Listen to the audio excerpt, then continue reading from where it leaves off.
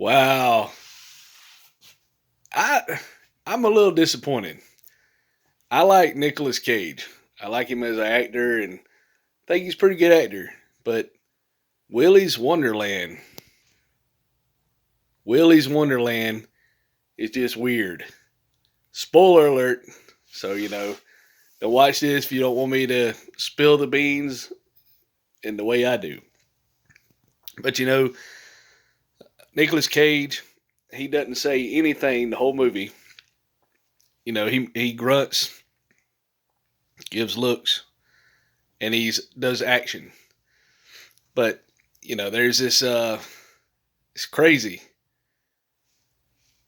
There's this town, and it used to be like a Showbiz Pizza, or you know, and the the robots that dance around are possessed. And what happened? There was a bunch of kind of demented people, and they were into the occult and all. So they killed themselves after they had a run killing everybody, and they went into these robots, kind of like Chucky. And then they started terrorizing the town, and the town made a deal with them, said, "Hey, you guys don't mess with us, we'll find victims for you." So Nicolas Cage was one of the victims. They said the guy picks him up, he runs over these spikes, and they act like it was somebody, a delinquent in the town, threw him out there. Then they said $1,000 to fix your tires and a tune-up. He had a nice car. So they said, I'll tell you what, the guy named Tex owned the Willy's Wonderland. And he said, "You work for me, clean up this place, stay in here overnight, and I'll bring your car to you in the morning." So Nicolas Cage, he just looks at him, shakes his hand, and so he's locked in this place, and these things start coming after him. So one by one, he kills them, and then this lady that used to have, her parents were killed. One of the sheriff adopted her, and she had some friends, and they wanted to go, burn it down. So she tries to get in there to get Nicolas Cage out because she wants to set the whole place on fire. And all these robots, one by one, they start killing her friends, and Nicolas Cage kills them. And it is so crazy because he's he's acting like he's an employee. So he just said, "Okay, that's the deal, I'll just do it." But he didn't say anything. He just did it. So he has these little drinks he drinks, some off-brand drink I've never heard of, but it was like promotional for the movie. And he keeps drinking these, and he has this timer set. So it goes off no matter what he's doing. It's time for him to go to break. So he goes to break, and then he finds a pinball machine, and during breaks he plays the pinball machine. And he really enjoys it. He must not ever got to play a pinball machine. He had to clean up this place pretty good. And these things keep attacking him, and he kills them. And then, it's break time.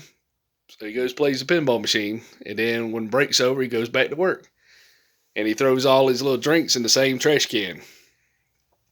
And the guy locked him in there to begin with. So he was in there, and they thought it was going to kill him as a sacrifice, so it wouldn't come after the townsfolk. So he survives and fights all these things and doesn't say a word.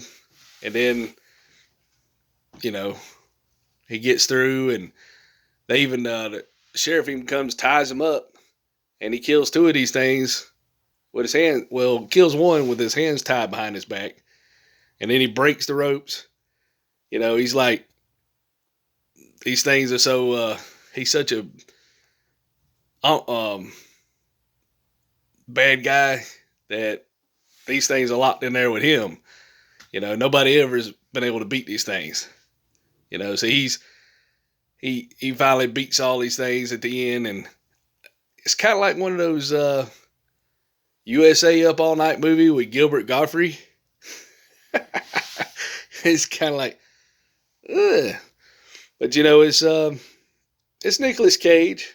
So if you want to see him just not say anything, play video games or play pinball machine, I guess, you know, was equivalent of video games because Atari wasn't that good. They still had these places you go play video games. But you know, he gets in his car and the sheriff gets killed, and all the bad people got killed by these things.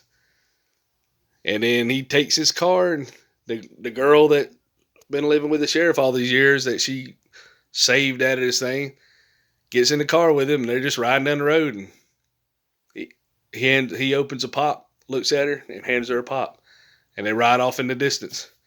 And there's one that they were beating up, and they run over it, and it shatters into a million pieces. And when he kills these things, the hydraulic fluid comes out, and it's like blood. And every time he kills one, he has to change his shirt. They had a shirt like you're an employee, and they hired him as a janitor. You know, I guess when you don't have any money, they wouldn't take credit cards as cash only. And they said, you know, we'll pay you $1,000 to stay in here and clean all night. So, you know, I guess that was good money for him. And he didn't care about the circumstances because, you know, where he'd been was probably worse than where he's at. But, yeah, I mean, it's a lot different than, you know, Face Off and Con Air and even that Wicked one where, spoiler alert, I think at Wicked Man where a bunch of pagan women was on an island and it burned them alive, you know. So that was pretty good acting. It was kind of scary, but you know, Nicolas Cage, he's done a wide range of acting, and I really like the actor. And I was looking up. My son said, "Oh yeah, it's one of the best movies he's made yet." No. I mean, he probably did better than I would. You know, I'd probably fell on top of the animatronics or whatever. But it's a movie, so who knows? I wouldn't mind starting a movie, you know. You know, but anyway, that's my review for the Willy Wonderland. I give it out of a star rating of probably 2.5 out of 10. You know, it's okay, Nicolas Cage, but it's just, it's terrible. I watched it. Wasn't too bad, but I watched it. So I just thought I'd share that. Don't forget to share, subscribe, and hope I didn't spoil it for you too much. Maybe I saved you from seeing the movie. Take it easy.